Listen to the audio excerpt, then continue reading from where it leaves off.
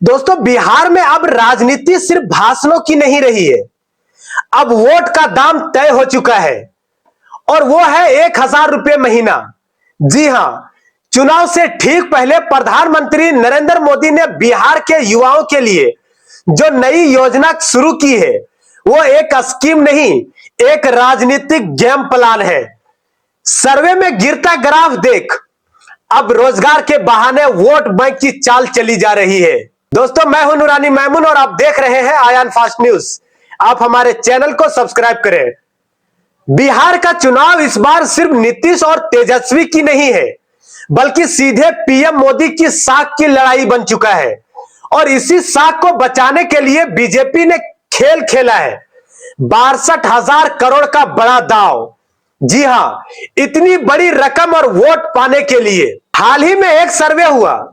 उस सर्वे में साफ दिखा कि एनडीए की स्थिति बेहद कमजोर है। युवा वर्ग का रुझान कांग्रेस और आरजेडी की तरफ बढ़ रहा है। बीजेपी का खुद का इंटरनल सर्वे भी यही कहता है कि अगर कुछ बड़ा नहीं किया गया तो बिहार में हार पक्की है। और शायद इसी बेचैनी में दिल्ली से नया फॉर्मूला निकला है, 1,000 महीना दो, वोटर का मूड बदलो।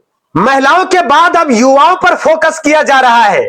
याद कीजिए, कुछ हफ्ते पहले मोदी सरकार ने बिहार में मुख्यमंत्री महिला रोजगार योजना शुरू की थी।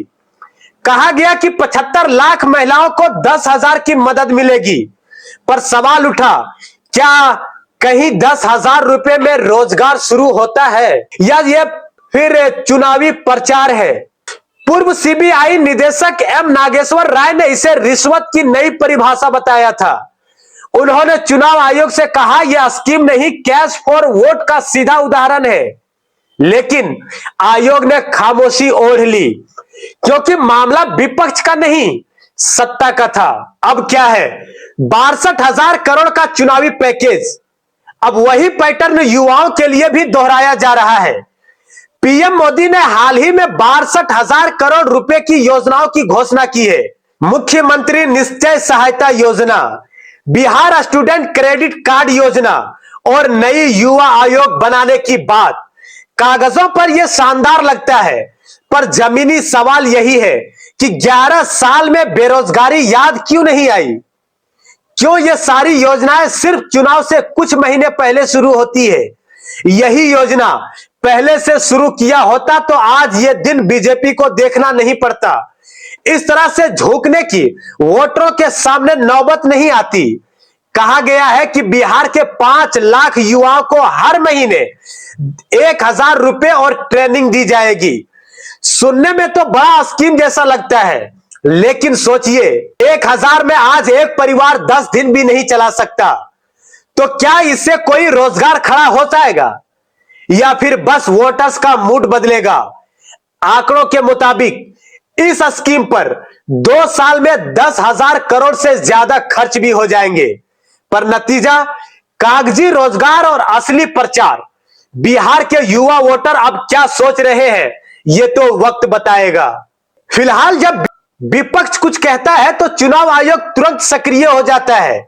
नोटिस, स्पष्टीकरण, बयानबाजी, सब कुछ। लेकिन जब सवाल सत्ता से जुड़ा हो तो आयोग की फाइलें जैसे सो जाती है। एम नागेश्वर राय ने साफ कहा कि यह स्कीम रिश्वत है, इसे रोका जाना चाहिए। लेकिन आयोग की तरफ से आज तक कोई जवाब नहीं आया। क्या लोकतंत्र में निष्पक्षता अब सिर्फ किताबों में बची है?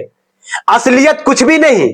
दोस्तों, बीजेपी खुद के सर्वे कहते हैं बिहार का युवा आज राहुल गांधी और तेजस्वी यादव को सुन रहा है, क्योंकि वो बात कर रहे हैं नौकरी की, परीक्षा की और सिस्टम की। इसलिए बीजेपी अब पैसों से उनका मन बदलने की कोशिश में है। लेकिन सवाल यह है कि क्या बिहार का युवा बिकेगा या अपने वोट की कीमत पहचान जाएगा? दोस्तों, योजना अच्छी हो सकती है, पर जब हर योजना चुनाव से पहले शुरू होती है तो उसका मकसद संदिग्ध लगता है। क्या यह रोजगार है या चुनावी निवेश? क्या 1,000 महीने से बिहार का भविष्य बदलेगा या सिर्फ सत्ता की किस्मत बदलेगी? आप क्या सोचते हैं? क्या यह नोट के बदले वोट का नया रूप है? कमेंट में अपनी राय जरूर दीजिएगा और इस रिपोर्ट को शेयर कीजिए ताकि सच्चाई ज्यादा लोगों तक पहुंचे। बने रहे आयान फास्ट न्यूज के साथ। मैं हूं नूरानी मैमून।